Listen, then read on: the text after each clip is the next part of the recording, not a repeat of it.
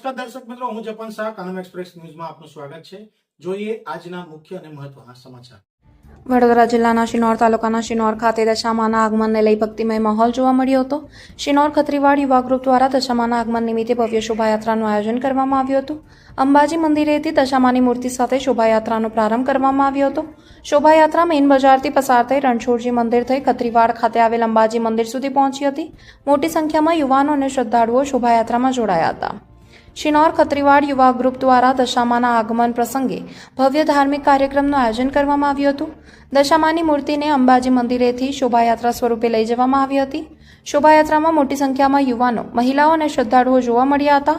ઢોલ નગારાના તાલ સાથે તેમજ ભક્તિના જયઘોષ વચ્ચે શોભાયાત્રા શિનોરના મેઇન બજાર વિસ્તારમાંથી પસાર થઈ હતી। ત્યારબાદ રણછોડજી મંદિર થઈ શોભાયાત્રા ખત્રીવાડ વિસ્તાર પહોંચી હતી, જ્યાં અંબાજી મંદિર ખાતે દશામાનું વિધિવત આગમન કરવામાં આવ્યું હતું।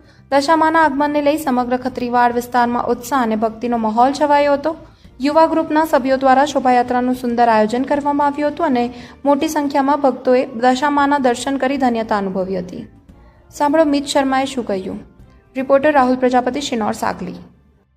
મારું નામ દીપ શર્મા છે।